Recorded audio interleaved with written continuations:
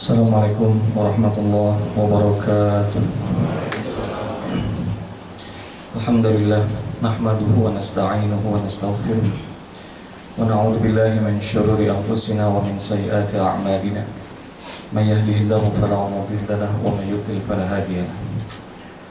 Asyhadu an la ilaha illallah wahdahu la syarika lahu wa asyhadu anna sayyidana Muhammadan 'abduhu wa rasuluh.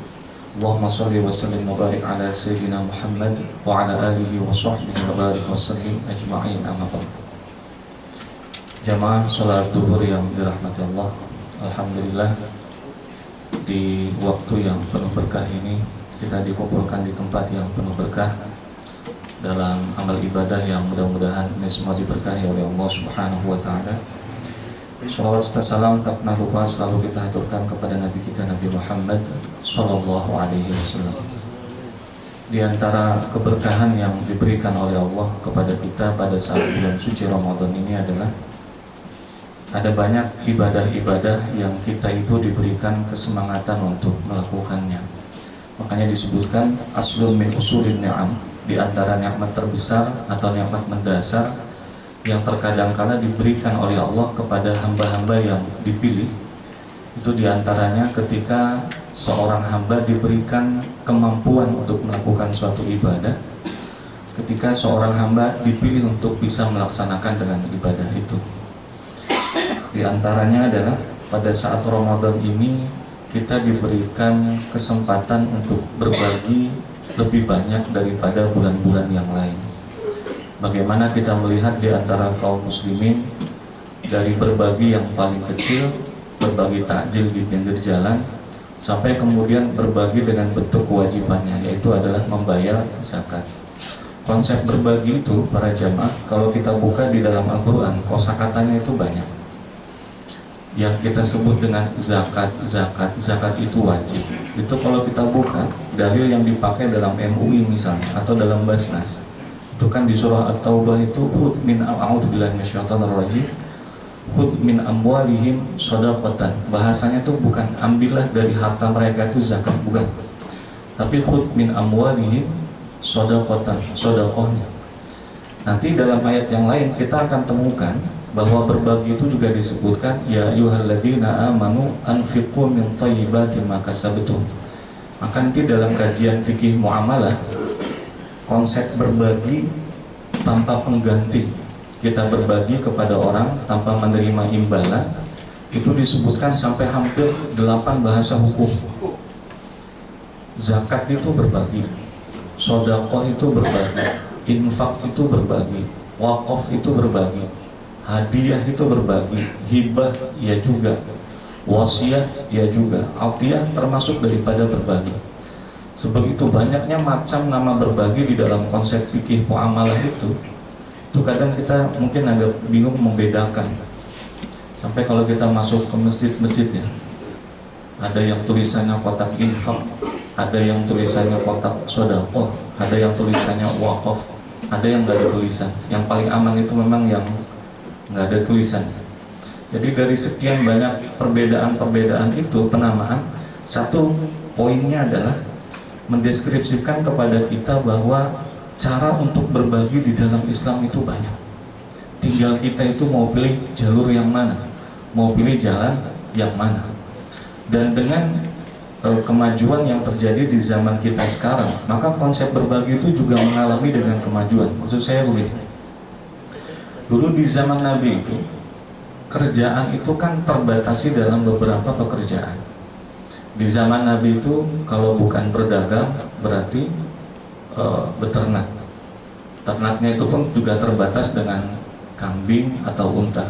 Kalau tidak begitu maka berarti berkebun. Maka fikih zakat di zaman itu, zakat itu diwajibkan pada mereka yang punya pekerjaan tertentu. Yang berdagang ada kewajibannya, yang punya kebun ada kewajibannya, yang punya peternakan juga ada kewajibannya. Namun ketika Islam itu semakin berkembang hingga di masa kekhalifahan setelah Abu Bakar, Umar, Utsman, Ali dipegang sama Sayyidina Hasan selama 6 bulan, maka perpindahan kekuasaan kepada sahabat Muawiyah bin Abi Sufyan radhiyallahu anhu itu tambah lagi pekerjaan di zaman itu. Karena orang kemudian berbondong-bondong bekerja di bawah kekhalifahan Muawiyah bin Abi Sufyan. Maka pekerjaan yang ada sekarang adalah pekerjaan yang ikut kepada pemerintahan Khalifah Muawiyah bin Abi Sufyan. Maka beliau berijtihad. Apa ijtihadnya saat itu? Jadi kata beliau, itu yang jadi tentara ada berapa divisi. Itu yang bekerja bagian diwan. Diwan itu bagian administrasi itu berapa orang. Maka beliau berijtihad bahwa yang bekerja dengan pekerjaan selain yang dulu ada di zaman Nabi, atau bekerja dengan ikut pemerintah kekhalifahan pada saat itu juga wajib untuk membayar zakat. Yang nanti kemudian kita kenal di masa kita dengan zakat profesi. Turun di bawahnya lagi di masanya Umar bin Abdul Aziz, itu juga sama seperti itu. Beliau juga mewajibkan yang punya pekerjaan yang jauh lebih berkembang itu kemudian dikeluarkan dengan zakat hartanya. Maka para jamaah yang dirahmati Allah, MUI pada tahun 2003 itu pernah mengeluarkan fatwanya. Jadi kalau baca fatwanya itu kadang kita ketawa-ketawa juga ya para jamaah. Di situ tuh sampai dibahas, nanti ada revisinya di tahun 2016 di pondok pesantren di Kalimantan Selatan waktu itu pertemuannya. Jadi sampai ustadz itu yang ceramah itu wajib zakat apa enggak para jamaah. Jadi sampai itu dibahas siapa-siapa yang punya penghasilan tetap dan siapa-siapa yang punya penghasilan tidak tetap. Yang punya penghasilan tetap, mereka yang bekerja ada gaji bulanan, itu ada pembagian bagaimana yang kemudian harus dikeluarkan dalam setiap bulannya. Mereka yang punya penghasilan tidak tetap, seniman, pengacara, pemborong, atau yang punya proyek, bahkan di situ disebutkan Ustadz yang memberikan ceramah-ceramah itu ketika sampai dalam kewajibannya itu wajib dikeluarkan. Maka para jamaah yang dirahmati Allah, harta yang kita nikmati, harta yang kita rasakan, kebahagiaan, cara menikmati dari suatu rizki yang diberikan oleh Allah kepada kita, ada kadangkala nikmat sekali dalam menikmati rizki itu, ada kadangkala baru kita terima itu langsung hilang. Ada nggak yang begitu baru masuk ke dalam rekening atau dapat terima uangnya, dan berapa lama uang itu cuma numpang lewat di tempat kita. Tapi ada orang itu yang dulu ya, di zaman dulu itu paham saya, ada orang-orang itu yang anaknya itu 12, mohon izin, kalau bukan 9, 12 ya. Rumahnya itu cuma gubuk reot saja dan punya sebidang petak sawah. Tapi yang saya coba ambil pelajaran dari beliau-beliau ini adalah bagaimana ada orang-orang yang dengan rezeki sedikit tapi menikmati dengan rezeki itu. Dan itu yang perlu kita bertanya kepada diri kita semua adalah bahwa setiap kita hari ini oleh Allah diberikan dengan nikmat rezeki. Cuma pertanyaannya, sudahkah rezeki itu menjadi berkah buat kita? Sudahkah rezeki itu menjadi nikmat buat kita? Dan poin pentingnya, sudahkah rezeki itu bermanfaat buat kita bukan saja di dunia tapi juga di akhirat? Maka bagaimana konsep pertama adalah yang harus kita pahami, harta yang kita punya itu sudahkah dikeluarkan dengan zakat kewajibannya? Kalau selama ini kemudian zakat yang memang sudah diwajibkan ternyata tidak kita keluarkan, pembahasan zakat profesi ini para jamaah itu banyak perdebatan. Ketika sampai kemudian dibawa ke Jakarta, sebelum menjadi perda di salah satu provinsi di Kalimantan, satu kabupaten di Kalimantan Timur, saya pernah diajukan pertanyaan seperti ini. Bagaimana kalau Anda mewajibkan dengan suatu kewajiban yang sebenarnya tidak diwajibkan dalam agama? Saya menjawabnya dengan sebaliknya. Bagaimana kalau ternyata itu diwajibkan oleh Allah Subhanahu wa Ta'ala tapi Anda tidak mewajibkannya? Harta yang sudah kita punya akan terasa jauh lebih nikmat, rizkinya, keberkahannya, menikmatinya, kemanfaatannya, dunia dan akhiratnya. Satu poin pertama sebelum yang sunnah kita laksanakan, sudahkah yang wajib itu kita kerjakan? Maka mumpung di bulan suci Ramadan ini para jamaah, pengetahuan kita tentang berbagi itu dibuka. Ceramah tentang atau kajian tentang berbagi, zakat, sedekah, infak, itu semuanya dibuka. Pesan kepada kita adalah keluarkan apa yang menjadi kewajiban dan bagi apa yang menjadi sunnah, baik dengan sedekah, infak atau dengan cara yang lain-lain. Kenapa harus bulan suci Ramadan para jamaah? Ada yang pernah bertanya mungkin, kenapa zakat fitrah itu hanya di bulan suci? Dan ada yang saya paham pedagang ya, pedagang itu banyak bayar zakat hartanya itu para jamaah di bulan suci. Emang kapan dia mulai usahanya? Jadi memang banyak baru bayar di bulan puasa ini, karena begini konsep berbagi itu. Orang berbagi itu pahalanya udah jelas, pahalanya berlipat ganda. Tapi di sisi yang lain, ketika berbagi itu diberi kepada orang yang tepat, dikerjakan pada waktu yang tepat, di tempat yang tepat, itu yang bisa membuat pahala berbagi kita itu jadi jauh lebih berlipat. Contoh yang pertama, kenapa harus bulan suci Ramadan? Bulan suci Ramadan, orang berbagi itu para jamaah, wa man taqarraba fihi bi khaslatin minal khair, kalau itu suatu perbuatan yang sunnah, maka pahalanya dilipat gandakan. Kalau itu sesuatu yang wajib, pahalanya pun dilipat gandakan.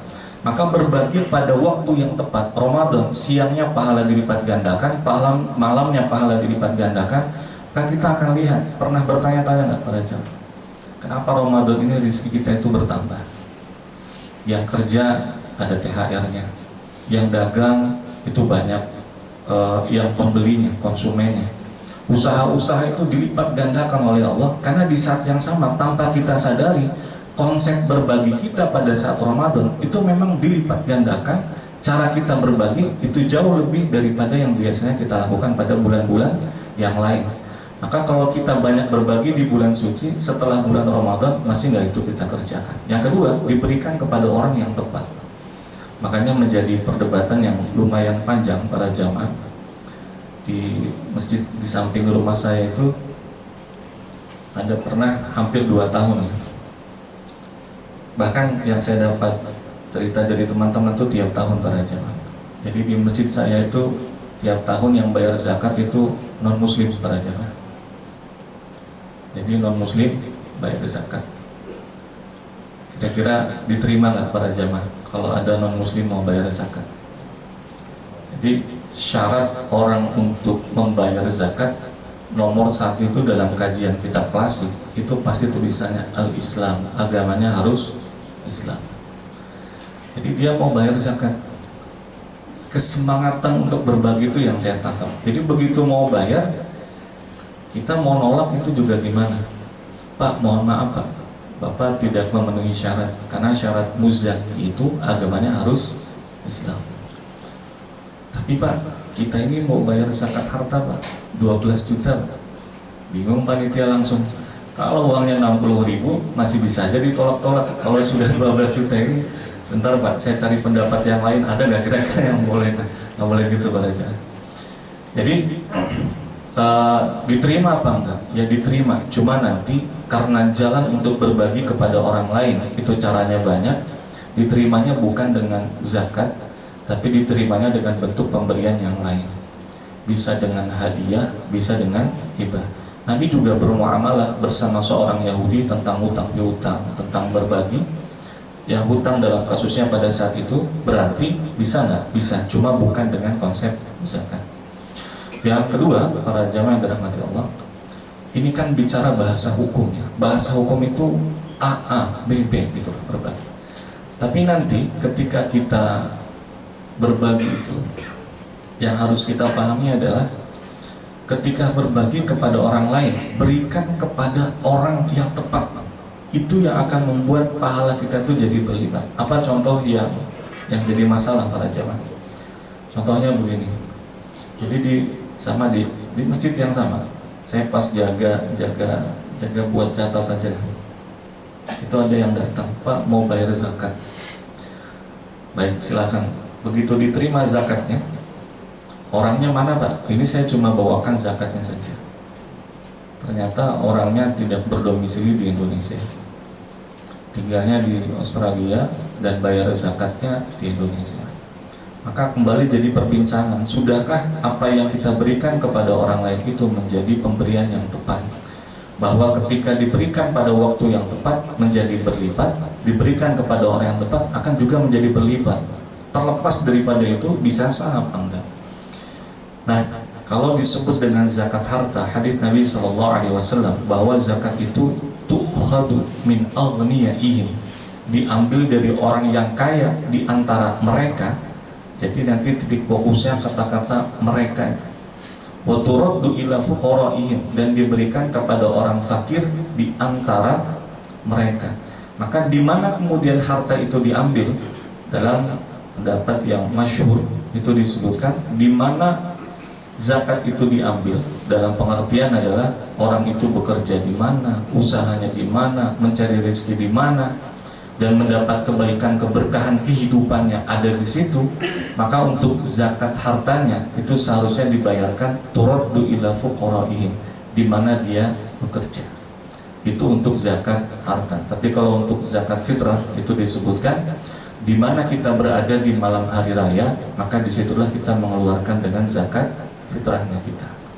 Maka pemberian kepada orang yang tepat itu juga diperlukan. Makanya ada amil. Amil itu tugasnya buat apa? Dia yang mengklaster nanti, mengklasifikasi orang ini tepat apa enggak. Bayangkan para jamaah, yang kejadian itu nanti pada saat pengambilan kupon zakat itu rebutan datang, saya bawa kupon, saya bawa kupon. Jadi sambil angkat tangan itu lengan bajunya itu dising-singkan sambil pegang kupon. Jadi kelihatan gelang emasnya itu. Rebutan, saya mau ambil zakat saya. Dan mohon izin, ada nggak yang rebutan ambil kupon zakat itu orangnya pakai mobil pada jamaah? Kalau mobilnya angkot boleh aja ya. Kalau pakai mobil pribadi pada jamaah, pakai Grab ya. Kalau pakai Grab nggak masalah, Pak. Ini pakai mobil pribadi datang. Nah, apakah mereka ini termasuk? Nah, ini yang tadi saya bilang, diberikan kepada orang yang tepat, itu kejelian tugasnya amal. Begitu datang, kita tidak boleh serta-merta mengatakan, Bapak nggak boleh terima, Bapak kan orang kaya. Kalau dia bilang, saya mu'alaf Pak, saya mu'alaf, boleh nggak dia terima pada jalan? Boleh. Emang sudah berapa tahun Pak masuk Islamnya? Ya sudah 45 tahun masuk Islam. Kalau sudah 45 tahun masuk Islam, mu'alaf itu para jamaah, asal kata mu'alaf, orang yang hatinya itu ingin dilembutkan. Dilembutkan dengan apa? Dengan Islam. Maka ketika kemudian hatinya itu sudah lembut, 1 tahun, 2 tahun, 3 tahun, kalau sudah 45 tahun itu insya Allah sudah kuat Pak. Insya Allah sudah kuat. Maka itu tugasnya ambil untuk memilah dan memilih. Makanya nggak tahu ya Pak, orang itu marah apa enggak. Saya ketika ada pembagian zakat, saya doanya begini, mudah-mudahan Bapak yang terima zakat, Ibu yang terima zakat, adik-adik yang terima zakat di tahun ini, doa saya mudah-mudahan tahun depan gak dapat zakat lagi saya bilang. Kenapa? Karena di tahun depan Anda sudah jadi orang kaya, orang sukses, yang bukan lagi menerima zakat, tapi sebagai orang yang memberi zakat. Kebayang gak Pak, kalau jadi panitia tiap tahun itu aja yang datang Pak. Ini orang kalau sukses-sukses ya, terima zakat yang sifatnya produktif, tapi malah kemudian kok datang terus, kapan kemudian dengan suksesnya. Dan yang terakhir para jamaah, ada satu amalan yang paling susah untuk menjadi kelar urusan ibadah itu. Sholat itu kalau sudah assalamualaikum, assalamualaikum, selesai, kita tidak bisa bangga dengan sholatnya kita. Siapa di antara kita yang bisa sombong? Saya ini bukannya sombong ya, sholat saya ini alhamdulillah sudah 2 tahun full 5 waktu. Orang malah aneh kan berpikirnya, berarti selama ini tidak sholat orang ini. Kalau ada orang yang bangga dengan puasanya, itu justru aneh. Saya bukannya sombong. Orang itu kalau bilang saya bukan sombong, sudah ciri-ciri sombong sebenarnya pada jamaah. Tapi dia bilang, saya bukannya sombong. Ramadan tahun ini puasa saya full 30 hari. Padahal pemerintah cuma 29 nanti misalnya gitu. Saya full tahun ini puasa. Nah, itu orang justru malah bertanya-tanya, selama ini kemana aja? Jangan-jangan puasanya memang tidak full orang ini. Tapi satu-satu di antara ibadah yang disebutkan dalam Al-Quran, sampai ente mati tidak selesai urusan. Apa itu Pak? Berbagi. Ya ayyuhalladzina amanu la tubtilu, jangan engkau batalkan pahala sedekah kalian, baik sedekah yang wajib ataupun sedekah yang sunnah. Dengan apa? Bil manni, dengan menyebut-nyebut kembali apa yang sudah kita berikan. Jadi para jamaah yang dirahmati Allah, apa yang sudah kita berikan kepada orang lain lupakan. Apa yang sudah kita berikan kepada orang lain ikhlaskan. Bentuk ikhlas itu akan tampak bagaimana? Begini Pak, ini kasus ya. Ada orang dikasih dikasih zakat itu, zakat beras. Tahu komentarnya Bapak dan Jamaah? Orang kalau dikasih zakat kan kadang didoakan, mudahan Bapak banyak rezekinya, bisa begini-begini. Dia enggak Pak, begitu dikasih terima beras, apa jawabannya? Ini kok dikit betul berasnya ini cuma segini aja, kan bayar zakatnya ini. Hati kita itu bagaimana Bapak dan Jamaah? Kita yang seharusnya mendapatkan pujian dengan apa yang kita berikan, malah ketika sudah bayar zakat itu digituin. Pertanyaannya adalah, di tahun yang akan datang, masihkah kita akan memberikan dengan orang yang sama kalau orang itu memenuhi dengan haknya? Wah, saya malas ngasih orang ini, sudah dikasih tidak ada terima kasihnya. Satu pada jamaah, la yuridu minkum jazaan wala syukur. Dalam hati kita saja itu sudah ada pengharapan, paling tidak terima kasih lah, syukur, itu sudah mengharapkan sesuatu daripada selain imbalan dari Allah Subhanahu wa Ta'ala. Maka kata Dr. Muhammad Rotib An-Nabulsi, lupa itu tidak selalu terkonotasi pada hal-hal yang buruk. Di antara hal yang sudah lupa, yang harus kita lupakan, apa yang sudah kita berikan, lupakan, jadikan sebagai amalan di hadapan Allah Subhanahu wa Ta'ala. Jangan diungkit-ungkit lagi. Lewat depan masjid, kalau bukan saya tuh 70 kali sudah Pak disebutkan kata-kata kalau bukan saya itu. Nanti kalau lewat sama itu termasuk daripada hal-hal yang mengurangi dengan ibadah kita. Singkatnya para jamaah, kesimpulannya adalah apa yang kita lakukan pada bulan suci Ramadan dengan konsep berbagi ini jangan berhenti pada bulan suci Ramadan saja. Yang wajib kita keluarkan, yang sunnah kita keluarkan. Pertanyaannya, setelah bulan suci Ramadan, sudahkah itu akan kita laksanakan juga agar rezeki kita menjadi berkah, menjadi bermanfaat, bukan saja untuk kehidupan dunia, tapi juga untuk kehidupan akhirat. Jika ada yang saya sampaikan salah atau kurang mau tambah, tinggalkan, ikuti pendapat yang lebih baik.